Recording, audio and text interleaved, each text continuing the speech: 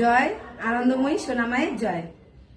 আজকের একটা কথা বলবো, তাই সকাল সকাল একটু ভিডিও করে ফেলেছি। সবার আগে সবাইকে জানাবো সুপ্রভাত, সকলে ভালো থেকো, সুস্থ থেকো। মায়ের জন্য তো শাড়ি এসেছে, শাড়ি পরাবো মাকে, এই যে শাড়িটা। কিন্তু একটা কথা বলবো, মঙ্গলা মাকেই বলছি, মঙ্গলা মা আজ কিন্তু সারাদিন অমাবস্যা, তো একটু চেষ্টা করো বিকালের মধ্যে যেন কৃষ্ণকালী মা একটু অন্তত পরমান্ন যেন পায়, একটু ফুল যেন পায়, সেটা ব্যবস্থা করো। আর মাকে সেখানে গিয়ে একটু পুজো দাও। মা পুজোর জন্য যে একদম হয়ে রয়েছে। দেখো, ঘরে তো তুমি পুজো দিচ্ছই, কিন্তু মা তো একই, তাই না? সে ঘরে দাও বাইরে দাও, মা একই।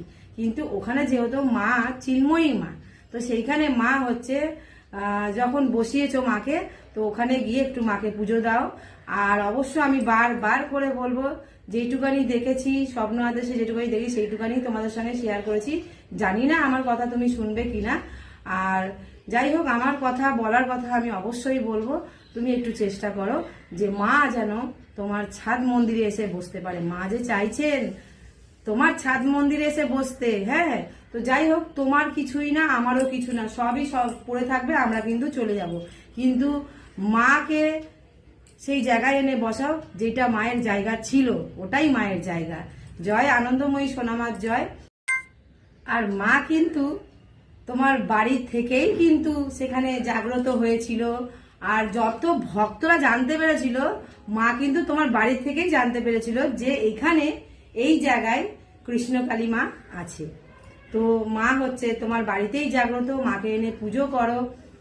আসুক না বাড়িতেও কিছু ভক্ত আসুক, কোনো অসুবিধা নেই। তুমি তোমার বাড়িতে যতটুকু জায়গা আছে সেইভাবে মাকে বসাও, মাকে নিয়ে এসো, মাকে পুজো করো। মা জাগ্রত, মা চলন্ত, মা যে মানে পুজো চাইছে।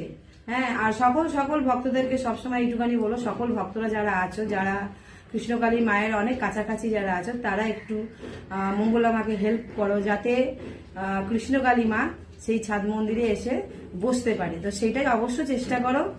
আর কেন তোমরা এত সবাই সাথ দিয়েছো যখন, আর সেখানে কৃষ্ণকালী মা যখন এতটা মা হয়ে উঠেছে, মা দেখো ভক্তের ডাকে সাড়া দেয়।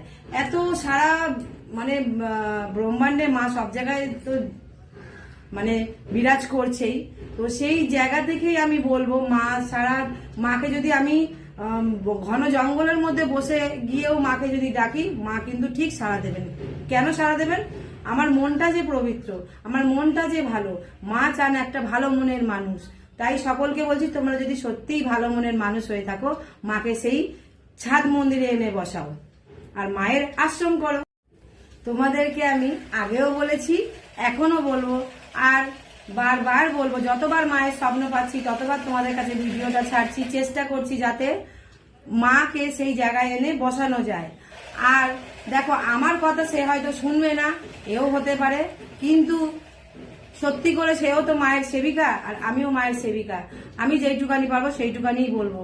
আজকের মা এই মন্দিরে বিরাজ করছে, আমি কি মাকে নিয়ে গিয়ে আরো বড় জায়গায় মন্দিরে দিলে সেখানে মা বসবে না, কিছুতেই বসবে না।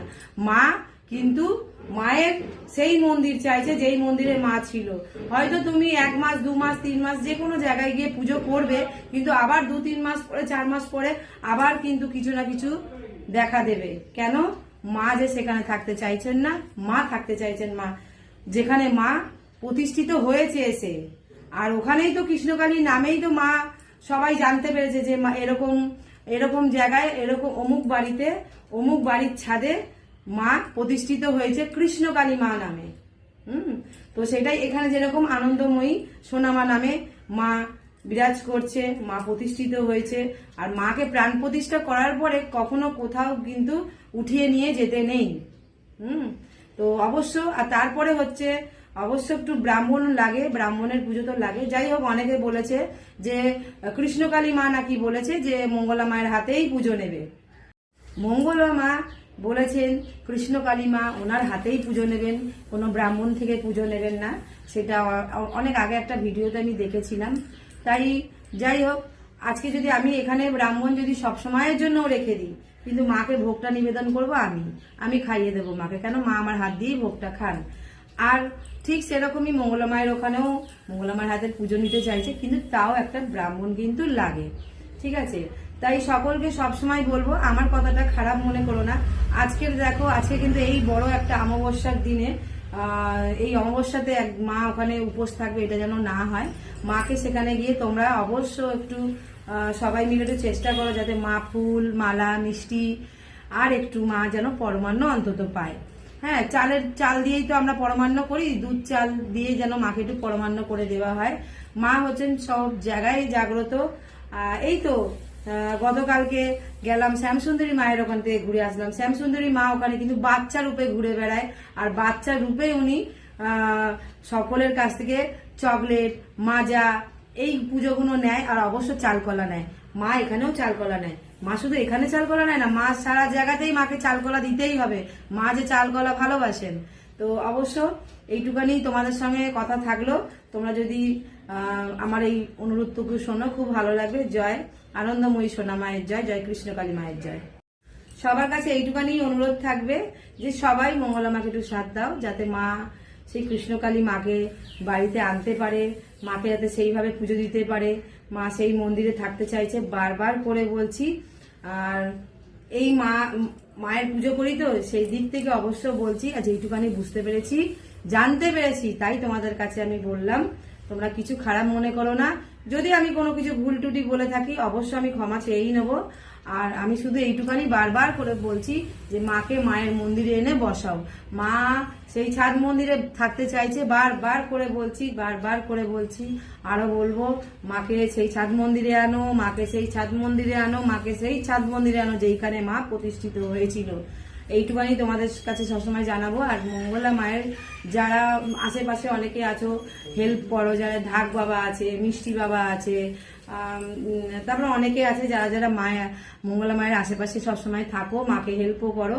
তো অবশ্য তাদেরকে আমি সবসময় বলবো তারা আরো হেল্প করো, যাতে কৃষ্ণকালী মা আবার যেন সুন্দর করে পুজো পায়, ধুমধাম করে যেন মায়ের পুজো হয়। সবাই সেটাই চেষ্টা করো। সবাই এই কথাটা আমার একটুখানি অন্তত শোনো। আর এবার অনেকেই প্রশ্ন করবে, তুমি কে হে তোমার কথা শুনবো? আমাকে অনেকে এই কথা এরম ভাবেও কথা বলেছে। আবার অনেক ভক্তরা অনেক ভালোও আছে, তারা কিন্তু ভালো কথাও বলে। যাই হোক, ভুল টুটি ক্ষমা চেয়ে নিলাম।